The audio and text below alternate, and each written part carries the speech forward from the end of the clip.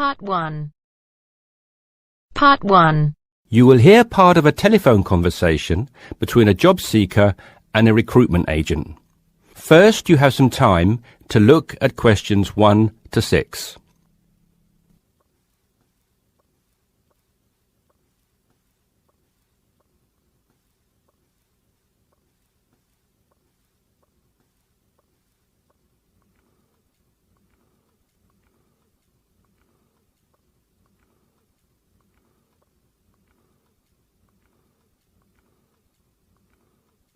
You should answer the questions as you listen because you will not hear the recording a second time. Listen carefully and answer questions 1 to 6. Yes, so that's Janet Thompson. Would you like me to spell it? If you wouldn't mind, thank you. Just the surname, please. No problem. It's Thompson. Great. Now, Janet, before we go through the openings I have here in front of me, might I just take a few more details to complete your profile on my system? Of course. What would you like to know? Well, let's start with your email address, please. OK, janthompson@hort.net. I see. Is that Jan as in Jan? No, that wasn't available. I had to make do with Jann. Here, let me spell it for you again, just to be sure. JANNTHOMPSON@hort.net. Much obliged. And could I ask, do you have your referee details to hand? Yes, what do you need? I need one work reference and one character reference from a friend or colleague. OK, for a work reference, there's Jane Foote. She's my former boss at Bermuda Girls' School, head of English. OK. My personal referee is Monica Carbody. Mon and I have been best friends since we met in Bermuda in 1991, when she was Deputy Head of English under Mrs. Foote. Perfect. And you mentioned, of course, that you're an English teacher, but are there any additional subjects you're qualified to teach? Yes, I have a diploma in special needs, and I can also do history to GCSE level. Very good.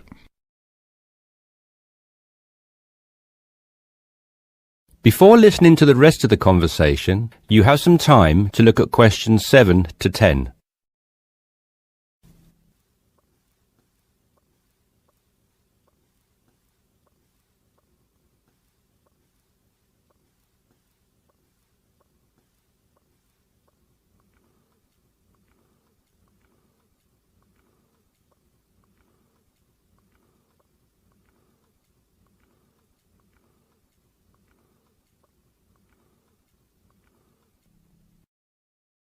Now listen and answer questions 7 to 10. Do you think I stand a good chance of finding something? Oh, better than good. In fact, we have some positions we can offer you today. You see, it's not so difficult to find a temporary role.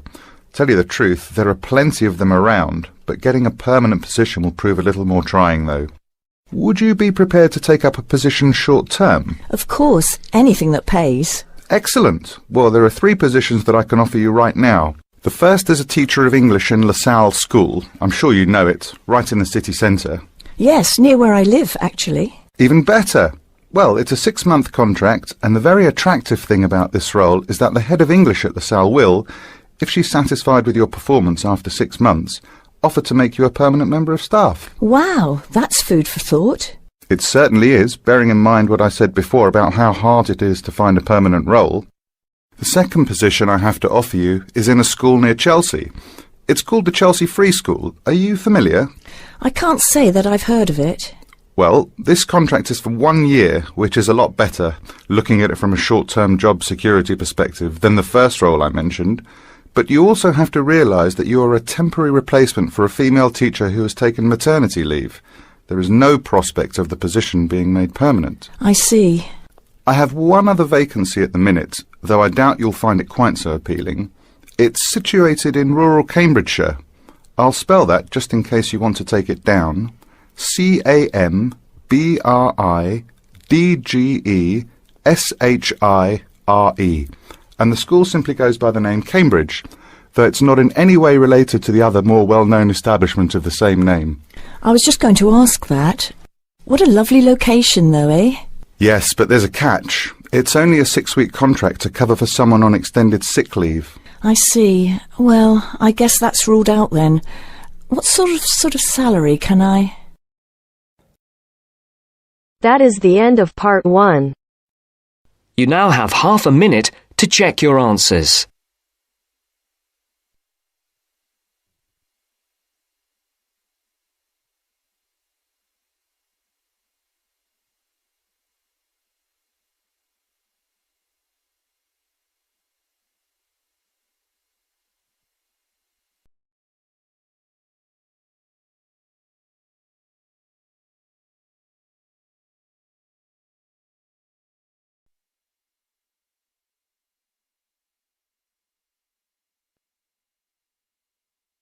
Now turns to part 2. Part 2. You will hear a conversation between a travel agent and a customer. First, you have some time to look at questions 11 to 17.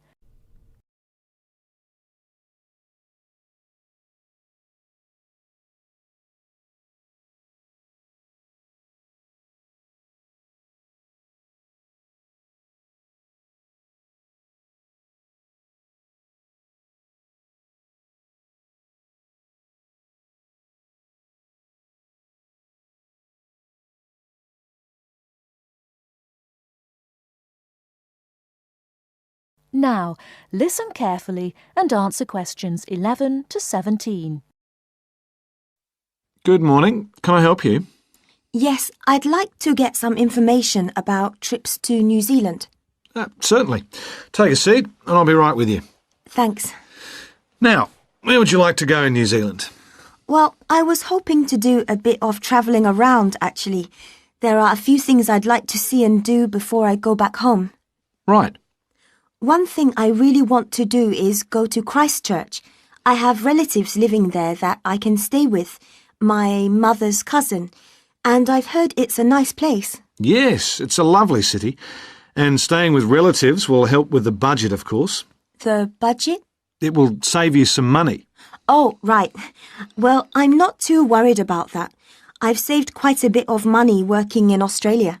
Oh, that's nice. Good for you. Well, you know that New Zealand consists of 2 main islands, the North Island and the South Island, and Christchurch is on the South Island. Is it? I was never very good at geography at school.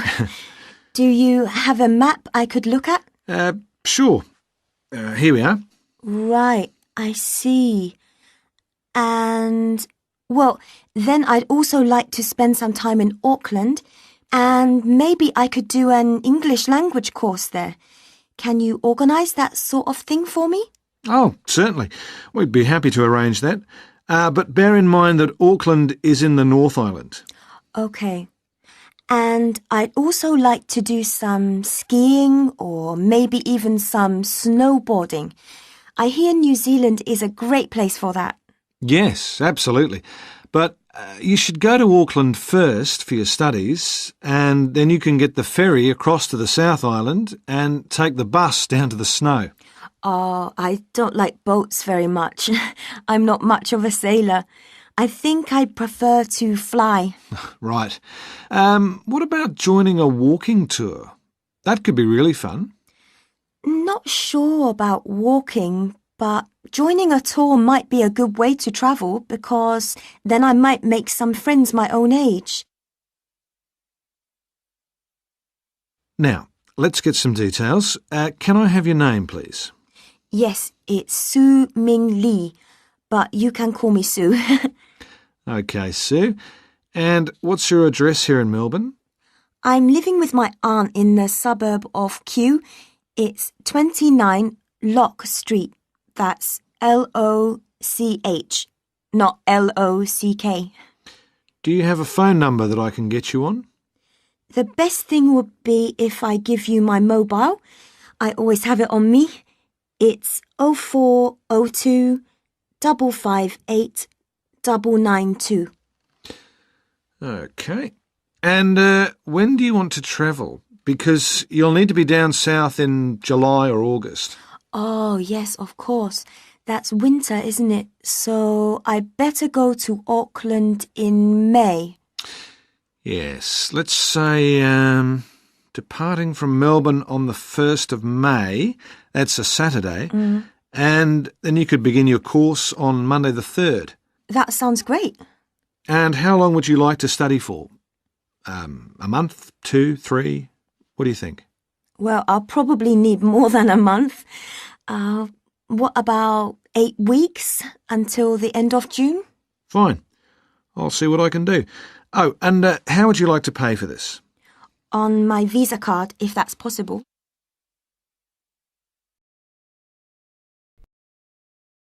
Before you hear the rest of the talk, you have some time to look at questions 18 to 20.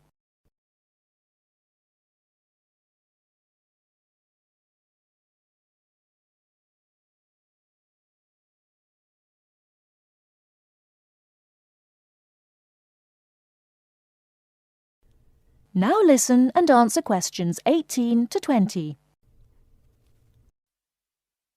Hello, Sue. It's Angelo from Cosmos Travel here.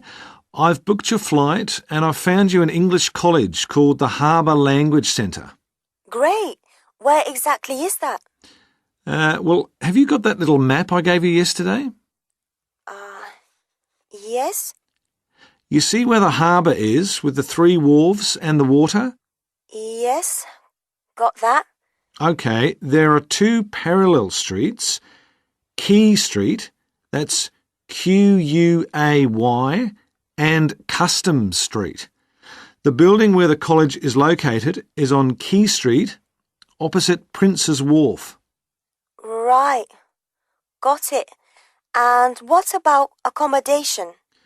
Well, I've booked you into a hotel for the first 3 nights, and then the accommodation officer will find you a family to live with. Good. And where's the hotel? It's a short walk from the college, on the corner of Queen Street and City Road. Which corner exactly? On the left-hand side as we're looking at the map. OK, near the little park. Yes, that's right. And what about a good bookshop? I'm going to need to buy a dictionary and some English books. Yes, well, I believe there's a really good language bookshop on the corner of Customs Street and Queen Street. It's near the college, so that's pretty convenient. Thank you so much. You've been really helpful. That is the end of part 2. You now have half a minute to check your answers.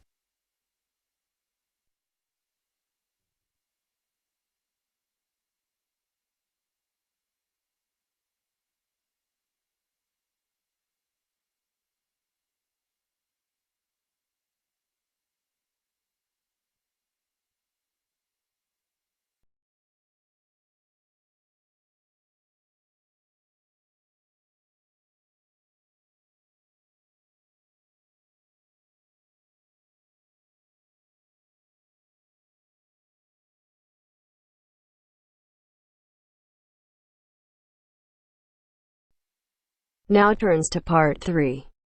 Part 3. You will hear 2 business studies students, Evelyn and Mark, preparing for a seminar presentation. Before you hear the conversation, you have some time to look at questions 21 to 25.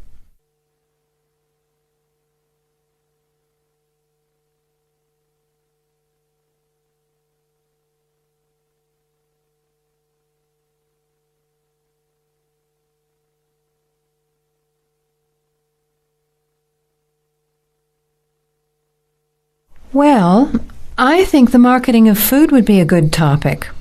I read a very interesting article the other day about the Canadian food market. I suppose everybody's interested in food, even if it's trying not to eat. Why Canada?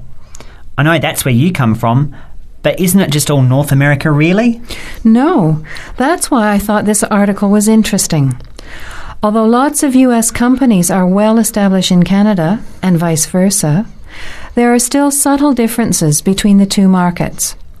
It says here, the Canadian market is definitely not a northern clone of the US. I like that. And it says that if you understand these differences, it can have a big impact on successful food marketing. So I know that Canada has a big French-speaking population in Quebec, Is this what they're referring to? Not only French and English speakers, there are many different ethnic groups in Canada. It's really quite multicultural. For example, Toronto has large Asian and Italian populations, and Vancouver's got a large Asian population too. And because Canada's population is small, these groups make quite an impact, introducing new styles of cooking. So you can see lots of unfamiliar vegetables and things in the markets, and new restaurants are opening every day. It's great if you love trying out new foods, as many people do. Which kinds of food are becoming popular? Well, some Asian food, I'd say, has been popular for quite a while, like Chinese. But now, Southeast Asian restaurants are becoming very fashionable. Then there's Mediterranean, of course, such as Greek, Italian, and so on.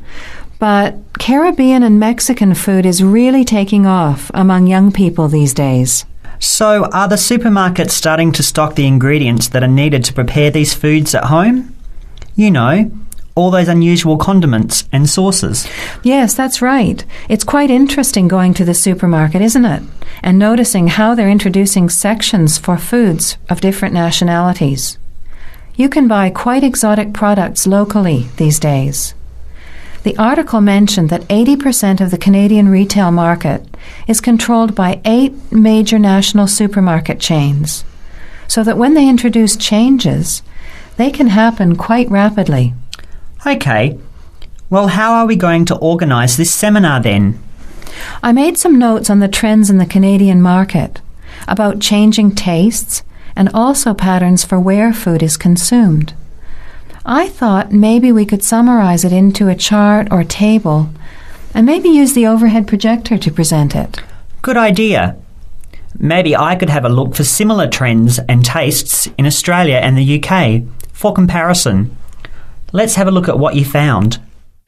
Before the conversation continues, you have some time to look at questions 26 to 30.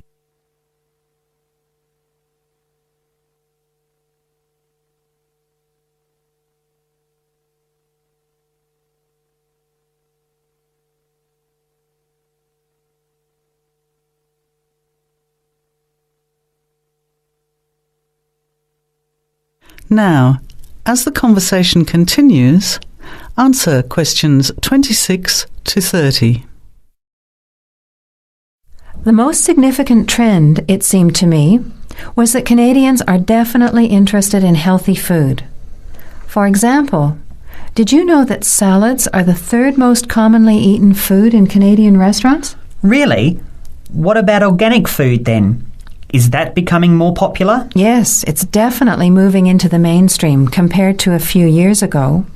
And a recent survey showed that 4 out of 5 shoppers said that they check the fat and nutritional information on the packet when they're deciding what to buy. What other trends did you find out? There's one change I noticed straight away when I was home last year in the meat department. You know, here the meat packaging says rump steak or 4-quarter chops and so on. Well, they discovered that most consumers these days didn't know what to do with these roasts and rounds and ribs. So the government approved a new naming system for cuts of meat, which is related to the required cooking technique. What a good idea. I've never really understood the difference between sirloin, rump, round and all those names. So how many new categories are there? 8. There are 3 kinds of steak, for grilling, for marinating, and for simmering. And then there's what they call quick-serve beef, for stir-fries, I suppose. And premium oven roast, pot roast, and stewing beef. It's a great idea, isn't it? I hope it catches on here. I agree. Any other trends that you thought were significant? Well, what's really interesting is what the article called mobile meals. In other words, more and more Canadians are eating meals away from home, but not just eating more junk food. They're projecting a 40% increase in snack food sales over the next 3 years, and the growth is coming from healthy snacks. You know, the ones that have less cholesterol and fat, such as muesli bars, health food bars, and those types of products. Apparently, in the food marketing jargon, they're called nutritious portable foods, which means healthy snacks. The other major trend is that young people are doing more of the food shopping these days, so marketing has to be aimed more at them, as well as more conventionally at the mother. Thanks, Evelyn. I think we'll have an interesting discussion about these trends and the comparisons with other English-speaking countries. I'll see if I can get some information about them to compare with yours, and meet you on Friday to put it together. See you then. Bye. That is the end of part 3. You now have half a minute to check your answers.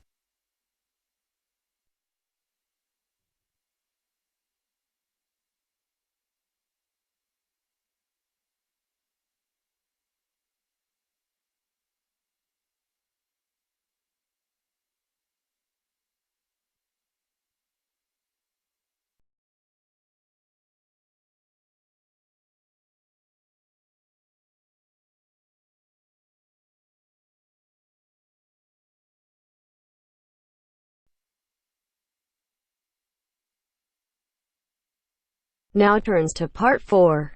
Part 4. Listen to the continuation of the lecture about the human brain. Look at the diagram before you listen. First, you have some time to look at questions 31 to 40.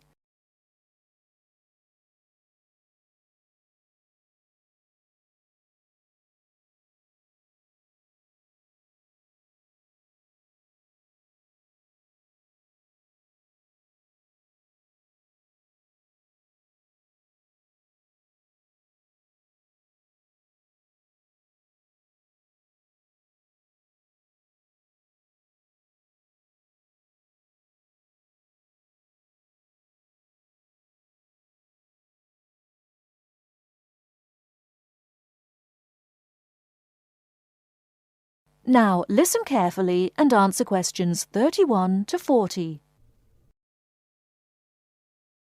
OK, we have looked at the top view of the brain and seen how it is divided into lobes. Now we are going to look at a more complex diagram of the centre of the brain.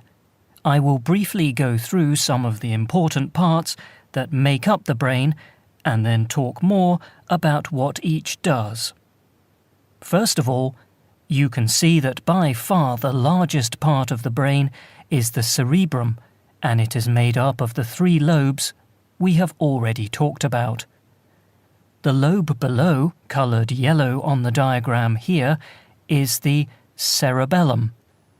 Right in the centre of the brain here is the thalamus. The hypothalamus is part of it, but it has a slightly different function. Now here, running down from the centre of the brain, is the brain stem. It is made up of the midbrain, the pons, and the medulla oblongata, and is connected to the spinal cord, which you can see here at the bottom of the diagram. Now, finally, this little gland just to the left of the midbrain, it looks like a little tail, is the pituitary gland. OK, let's go back and say something about the function of the various parts of the brain. The cerebrum, the largest part, as we have said, has 2 halves or hemispheres. I will talk more about the difference between the 2 hemispheres later. The cerebrum is the part of the brain that is really our intelligence.